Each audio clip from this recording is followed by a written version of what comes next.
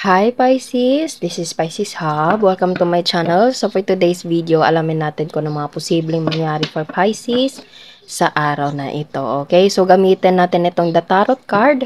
Alamin natin kung ano mga posibleng mangyari for Pisces. Mga gabay mensahe po ng ating Tarot cards for Pisces sa araw na ito. Okay? So this is a daily reading po for Pisces. Okay? So, reminder lang po na ito ay general reading Pisces. So, pwede pong mag-resonate, pwede pong hindi, okay? And ang ating daily reading ay always pong timeless. So, kahit anong araw, buwan o taon mo ito napanood, basta mag-resonate po, take lang, okay? And ang lalabas dito ay pwede po sa lahat ng gender, mababae, lalaki, LGBT po, ay pwede po sa feminine or masculine na cards na lalabas dito. Okay? Basta kung sino yung dinidil nyo na posibleng tugma dito sa ating reading, take lang po. Okay? Pag hindi, huwag pong ipilit. Okay? Baka hindi sa inyo yung energy na nandito. Okay? So, ano po ang mga posibleng mangyari for Pisces? Mga gabay mensahe niyo po for Pisces sa araw na ito.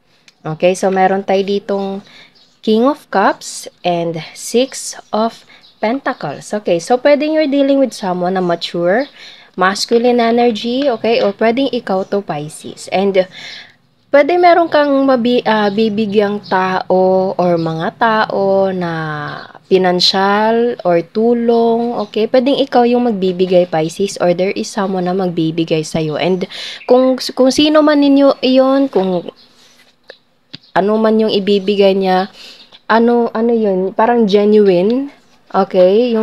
Yung pagbibigay na ito is something na buong puso, okay, totoong pagbigay, walang halong something na hindi kagandahan, kundi purong kabutihan, purong pagmamahal, okay, genuine kumbaga. Okay, so pwede makakatanggap ka Pisces or ikaw mismo yung magbibigay. Okay? And this person is a loving person, mature, okay? Mabait. Kasi King of Cups. Cups is all about emotion Pisces. Okay? Andun yung sympathy ng taong to, empathy ng taong to also. Okay? Kumbaga lahat ng emotion, mature, emotionally mature, andito sa taong to. Okay? Or ikaw to mismo, Pisces. Okay? So, pwede ito ay financial, pwede material na bagay, material na pagbigay, or pwede ding emotion. Okay? Kasi meron din tayo ditong cups, meron din tayo ditong pentacle. Okay? So, ano pa po ang message niyo po for Pisces regarding with this? Oh, Three of Swords.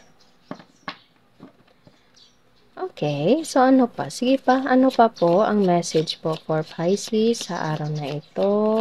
Bakit merong Three of Swords?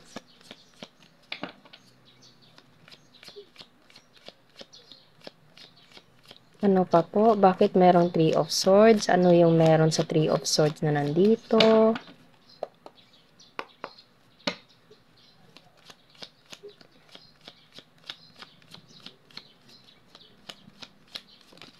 Ayun. So, oh, wow! Ace of Pentacles. Again, pwedeng ito ay financial, Pisces, kasi meron tayo ditong malaking coin na hawak dito. Okay? Kaso, meron tayo ditong Three of Swords. Okay. So, sige pa. Isa pa po, tapos bottom of the deck na tayo. Ano pa po, message nyo po for Pisces sa araw na ito. Mga gabay mensahe nyo po para kay Pisces sa araw na ito.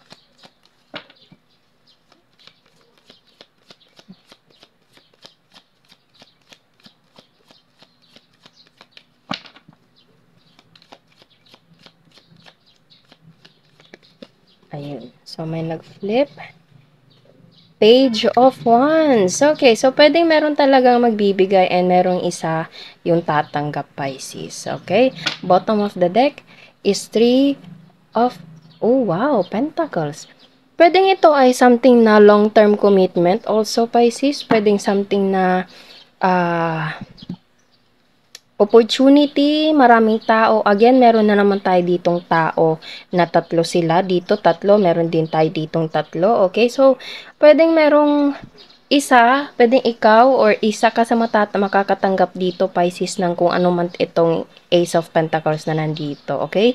And this, offer or kung ano man ito na help or anything, opportunity, love, or anything, Pisces, is magagamit mo ito, magkakaroon ka ng long-term advantage to this kind of offer, Pisces. Okay, so obviously, malaki ang ano dito sa pera. Okay, kaso meron tayo ditong 3 of Swords. So, something na merong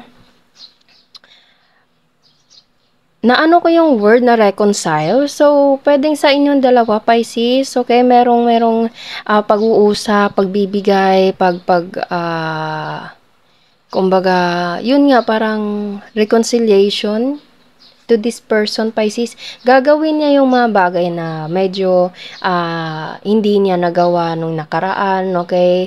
Kumbaga, babawi, andun yung word na babawi. Kasi, it's either na-upset ka niya or na-upset mo siya, Pisces. And there is someone, kasi heart yun nandito eh. So, merong nasaktan. It's either ikaw or siya yung nasaktan, Pisces. And merong isa yung kumbaga, magme-make ng move, okay, makikipag-usap na aayusin, reconciliation, pwede pong ganun, okay? And, pwedeng merong long-term commitment, pwedeng marriage, okay? Pwedeng makikipagbalikan itong taong to. Kasi may parang dito, para din siyang kinakasal, ano? Nakikita niyo para siyang kinakasal. Okay? Pwedeng ito ay engagement ring, okay? Wedding ring, I don't know. Or pwedeng material na bagay na yun nga, parang gusto niya makipagbalikan, okay, gusto mo siyang patawarin mo siya, gusto mong patawarin kanya, okay, and kung ano man ito, maganda actually, maganda yung kahihinatnan nito, Pisces, okay, kumbaga, nasubok yung pagmamahalan yung dalawa ng taong to, Pisces. And after this reconciliation, magiging maayos na yung landas na tatahakin yung dalawa. Kasi meron tayo ditong long-term commitment, which is dito, Page of Wands, okay?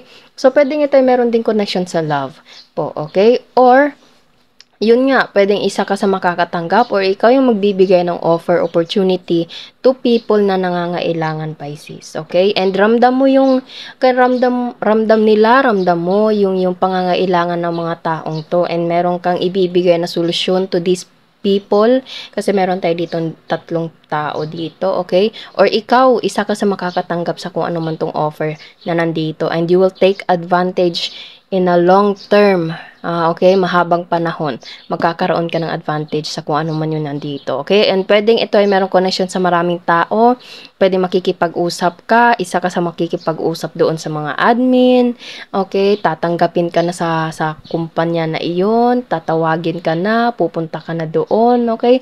Andun yung parang good news, kumbaga mareresolbahan na yung kung ano man yung pangangailangan, lalo na sa pinansyal.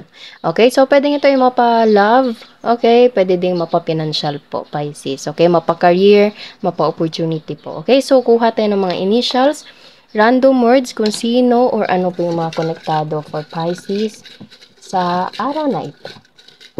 Okay, so meron tayo ditong kulot, okay, pwedeng ikaw ay kulot or there is someone na kulot, lokal, short hair, social media, and wala tayong initial, Pisces, pero ayun, trabaho. So, pwede meron itong connection sa trabaho, pwede sa social media, pwedeng within the country lang din po, and pwede meron kang dinidil na tao na kulot and short hair, okay? Pwede nandito, pwede pong wala, it's okay lang po, okay?